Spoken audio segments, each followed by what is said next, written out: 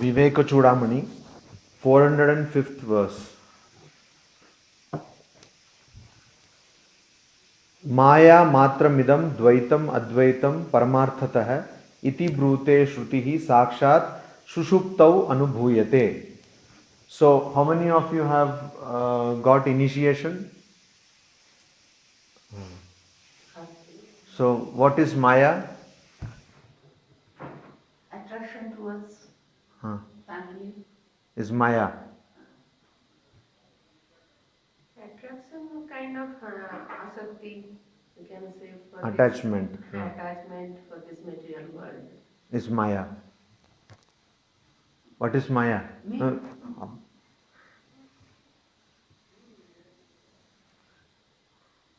Huh?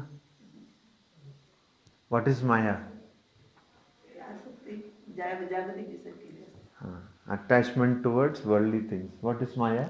Ignorance. Ignorance. About what? Ignorance about everything around, taking material world as the only reality and nothing else exists. That type of ignorance is Maya. Anitya vastu ke liye Attachment is actually Maya. So when you go to, is there any doctor here? No. When you go to a doctor, the doctor does what? Diagnosis. Only when the ailment is diagnosed can a cure be prescribed or your treatment can be started. So if we don't know what is Maya, how can we get rid of Maya? Then you tell us what is No, I'm asking your opinion. All of you, apart from one person, all of you are, I think, older than me. So you should be knowing better, right? Huh?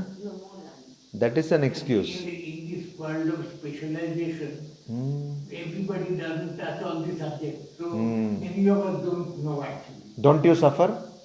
We suffer, but no screaming, no problem. Oh, you don't scream, my God. Means you just suffer silently. Huh? That's what I try. You try.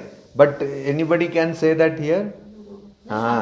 Whatever in the family we suffer, we cannot scream and shout. No, but you definitely tell it to somebody or at least to yourself. Myself only. You lament, oh, he is like this, husband or wife is like this. Don't you lament? Means if you can do that, That we do. that is what screaming is, then what? No. You will be given a PA system or what? That is what is screaming. So, in this same text, Vivekachudamani, in the earlier shloka, much earlier, Shankaracharya defines titiksha. Titiksha is forbearance. He says, Sahanam sarva dukkhanam apratikara purvakam chinta vilaparahitam sa titiksha nigadyate. That means that if you can forbear all suffering, Sahanam sarva dukkhanam apratikara purvakam, without reacting. Not only that, chinta vilaparahitam, as she said rightly, that in our household we cannot scream, because if you scream there will be no household. Like if you are in employment, if you scream you will have no employment. Boss will say okay, you will be given the pink slip. So that is why we don't scream. But chinta vilaparahitam, you should also not think about it, not vilapa, lament. Can you do that?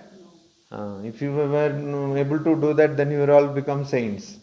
Then I would learn from you also. Even now I am ready to learn. Maya matramidam. Now this world is nothing but Maya. Maya is explained as delusion. But what is it? Now all of you said ignorance. It is not ignorance. Then you said it is attachment. It is not attachment. You said it is having a wrong attraction towards this world. It is not attraction. Then what is it? That is why you should have this classical example of Vedanta. What is the classical example of Vedanta? Rope and snake. See, wherever there is a rope, there is a snake. Wherever there is a snake, there is a rope. Something like that. There is a dark room. All of you would have heard this many times. There is a dark room and there is a coiled rope kept there.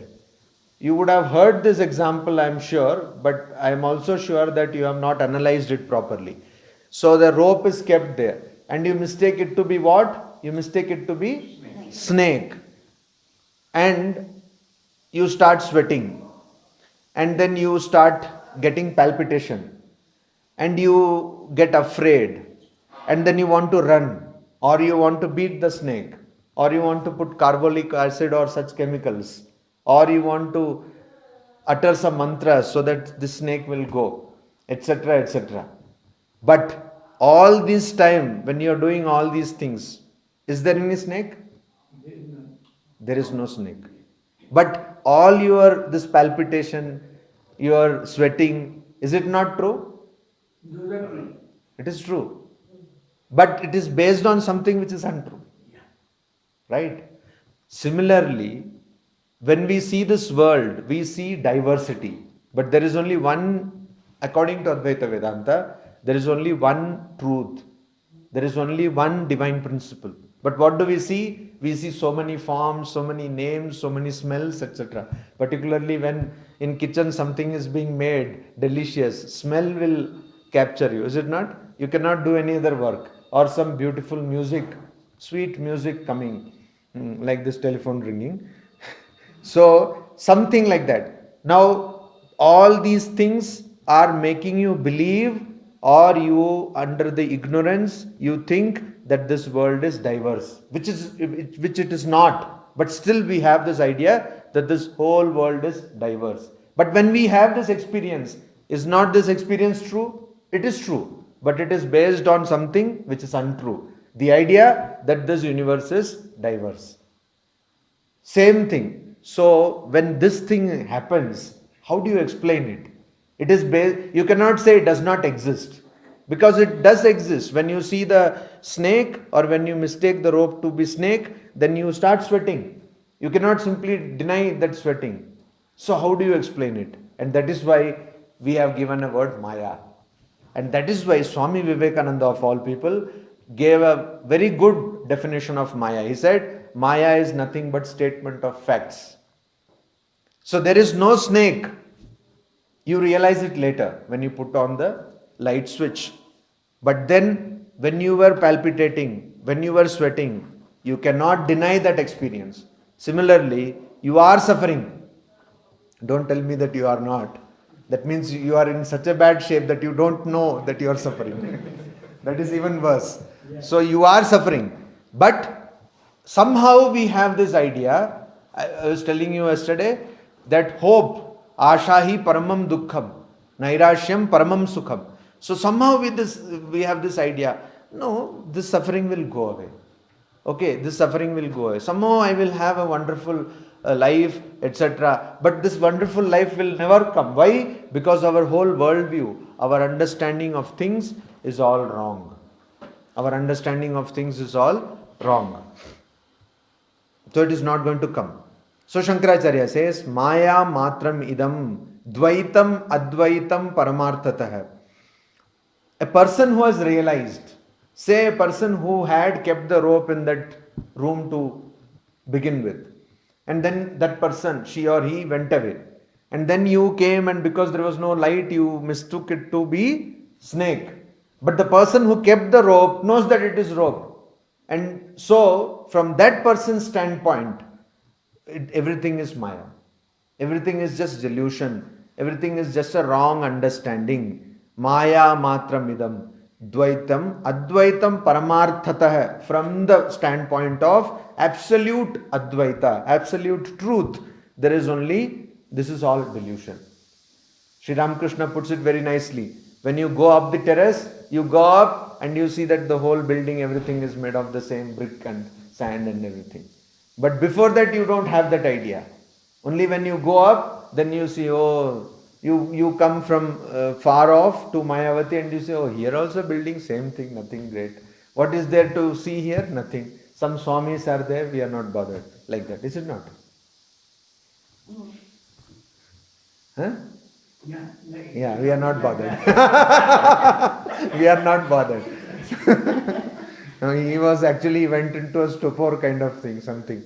Anyway. I went into super state because I was still thinking between the rope and the snake.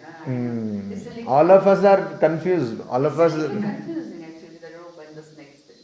Because you see, the person who has put the rope, he knows this is a rope. And the person who is seeing it is all the palpitation and all.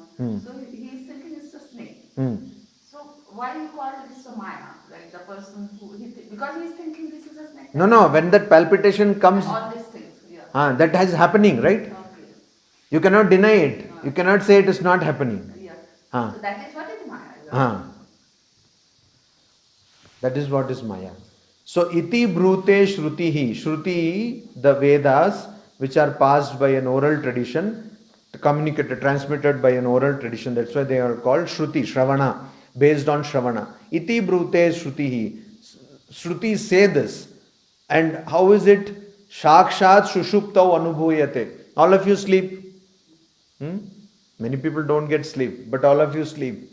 So, in sleep, there are two kinds of sleeps. One is dream sleep, another one is dreamless sleep. So, do you experience anything in dreamless sleep? You don't experience anything? No. I have not tried to know.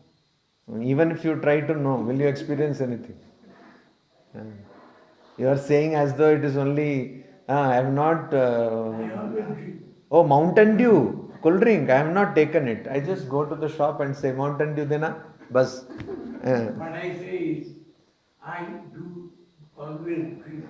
There's no dreamless sleep I get.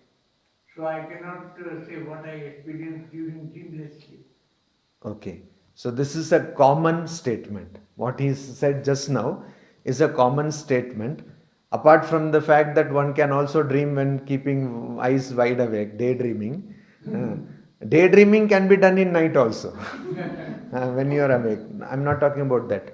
This many people say that I don't have any dreams. Some people say that I don't have any dreamless sleep, like he said. And some people say I don't have any dream at all.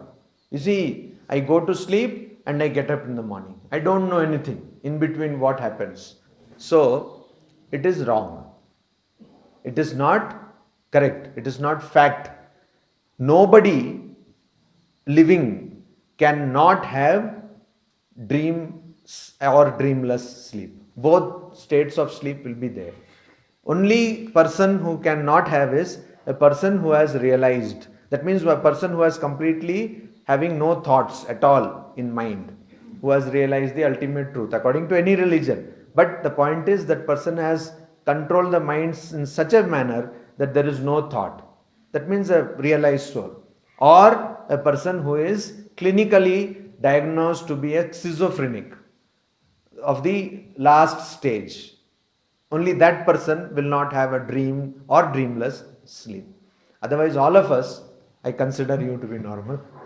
So, all of us have sleep which is divided almost into half parts called REM sleep, rapid eye movement sleep, and non-rapid eye movement sleep. Suppose somebody is sleeping, you can watch that person, suddenly that person's eyeball will be moving like this.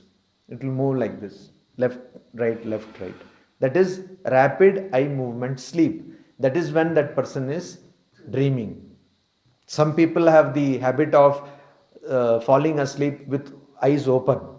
Some people will actually open the eyes like that, and of course very rare, but they are there.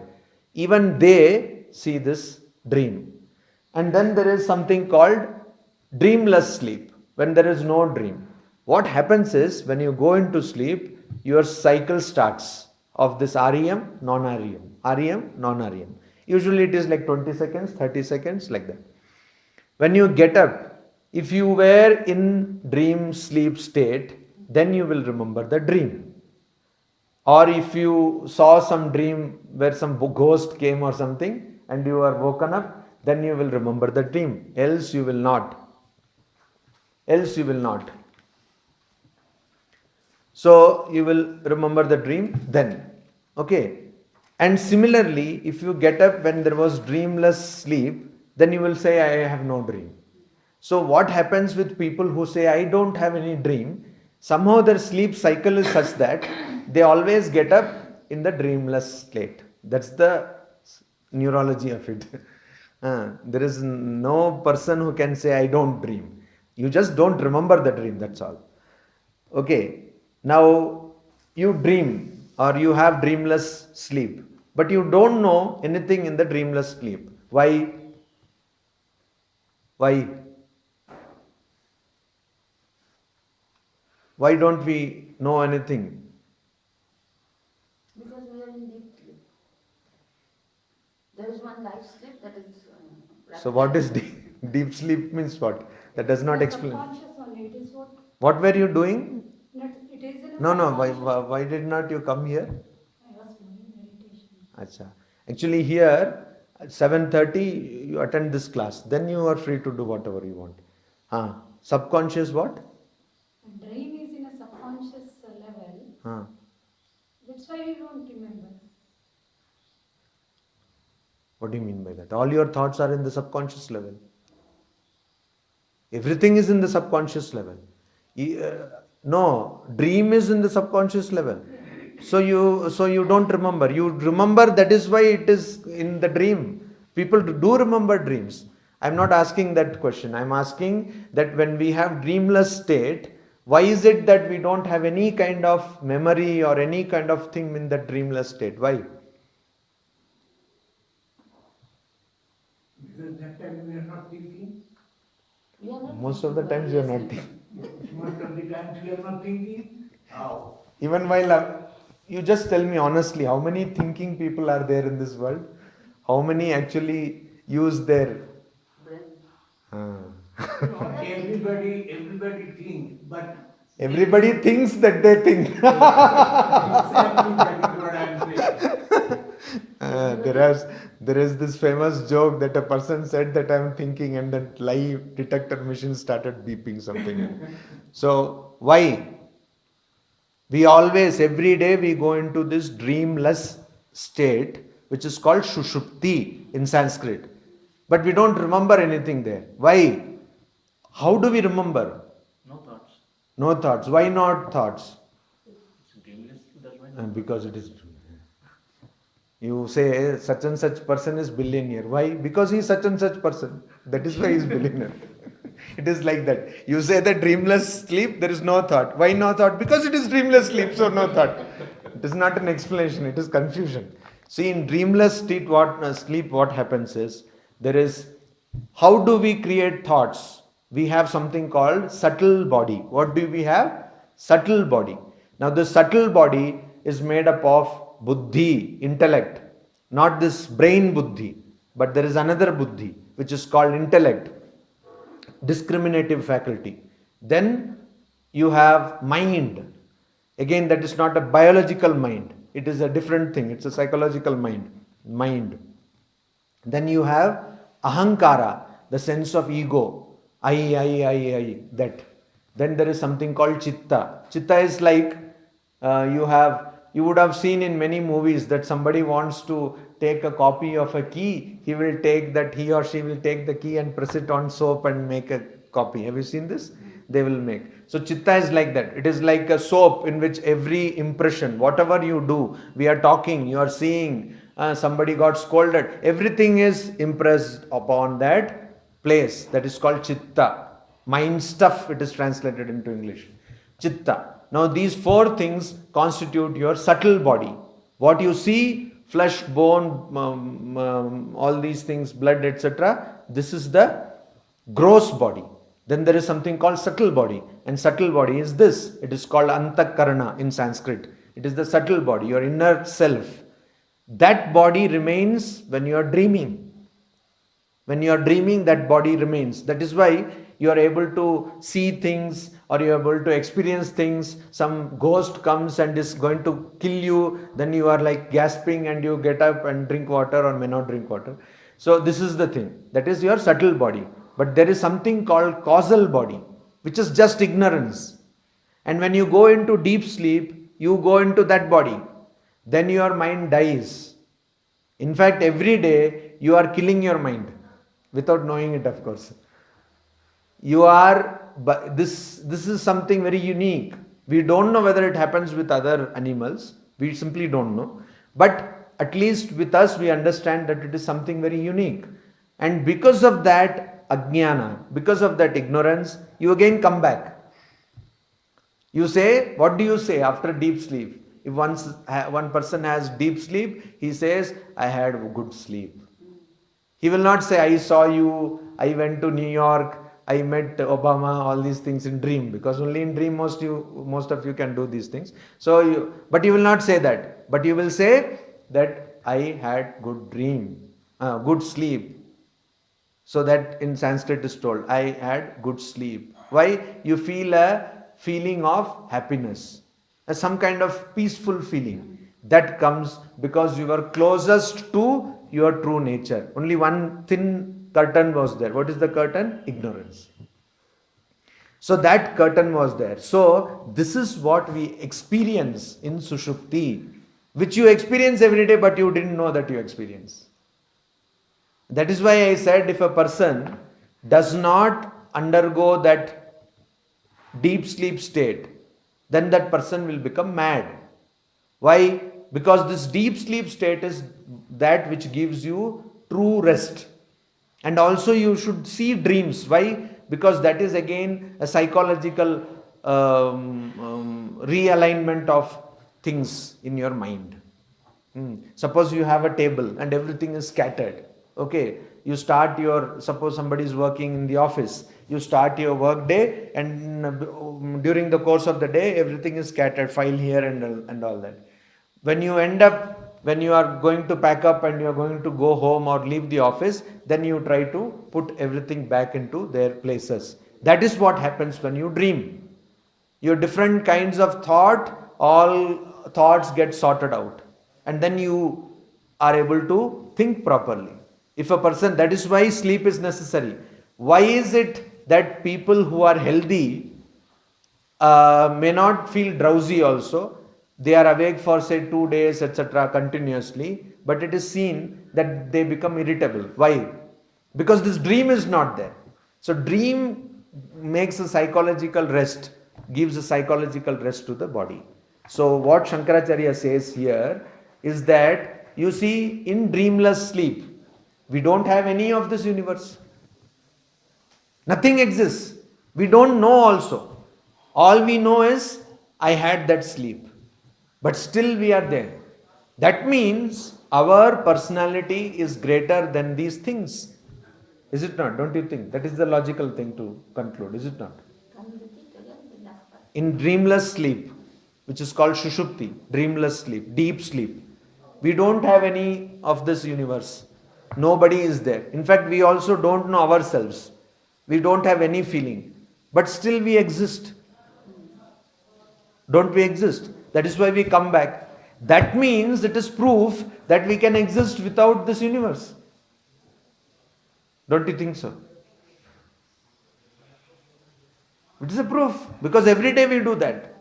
So we can exist without this universe. So a person who has gone into dream, and that is why when a person is totally upset or something, then you ask that person to just sleep. Just feed that person nicely, full stomach food, and ask that person to sleep.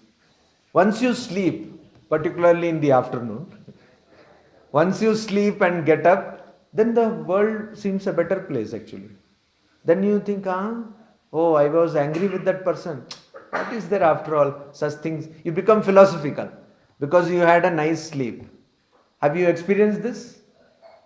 You were in some kind of irritation and all irritation goes away. You have not experienced. I think you should have more sleep.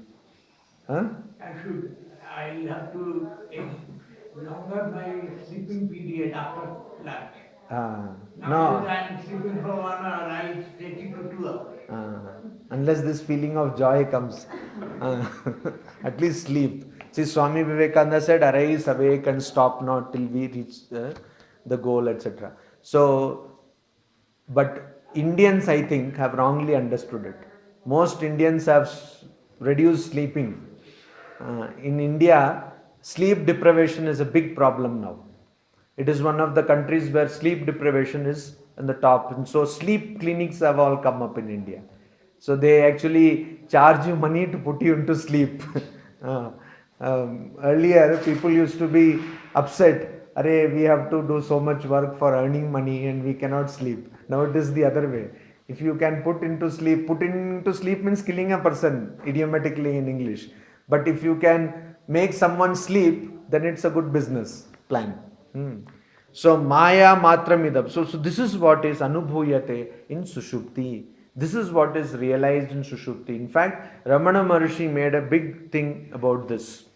He had a big philosophy that how if you consciously enter deep sleep, which is difficult to do, consciously enter deep sleep, then you can actually manipulate deep sleep experience to understand who you are.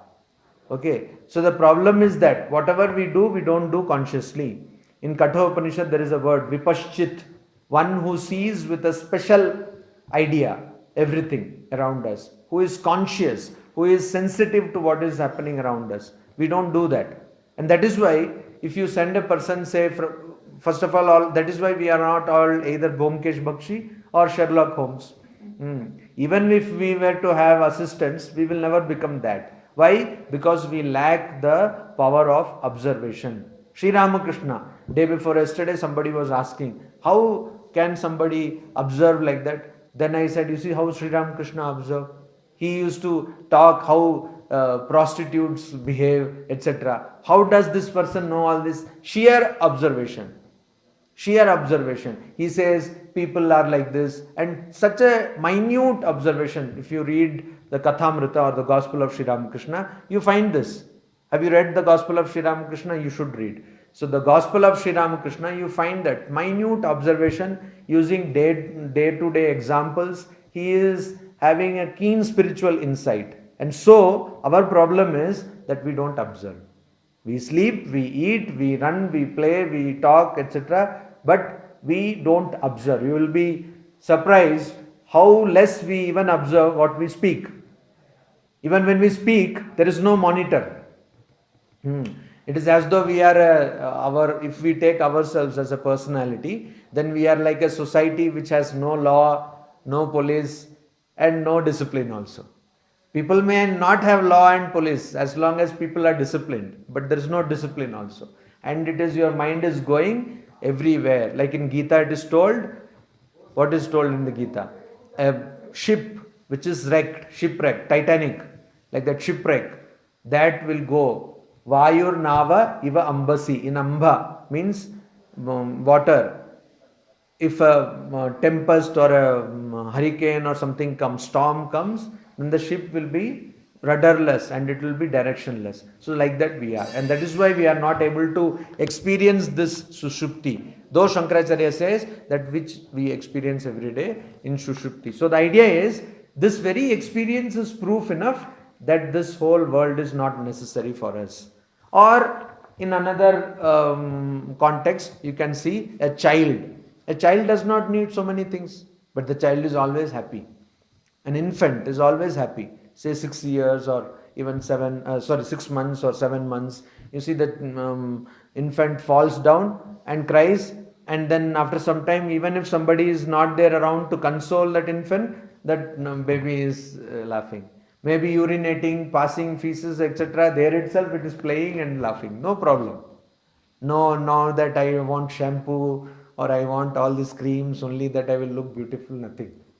And that infant has no malice, does not have any prejudice, nothing. In the name of education, we corrupt people. So that infant, you see, has no problem. But we say, oh, you're talking to that person, don't talk to strangers. Or you should not do this. You should listen to me, etc. And when that infant grows, then there is full of problem.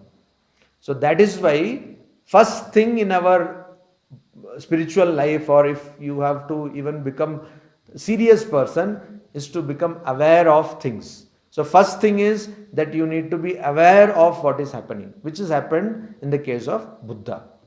So unless you are aware of suffering, how will you know that you are suffering? Sri Ramakrishna gives that example. where a fisherman goes and puts the net to catch fishes. The big fishes, they are not even caught in the net.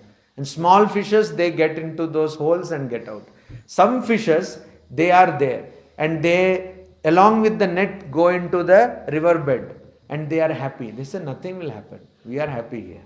So that is completely blissfully unaware of what is wrong, what is the problem. And that is the problem. You think that this worldview or this idea of the world will give you happiness. But if it were to give happiness, it would have given happiness to everyone. Not everyone can fail. Why is it that people always suffer? Because what we understand of this world is wrong. Is it not? Like some calculus problem. You are stuck up in some place and you are not able to get the correct thing to go forward from there. Then you are stuck up there. And then you cannot get out from there. Mathematics. So similarly, this world is also a calculation. If you understand this properly, then you understand that this everything is just Maya. It's just statement of facts. It is there as long as it happens, but nonetheless, it is false. It is not true. It is not true. Om Shanti Shanti Shanti Hari Om Tat Sat.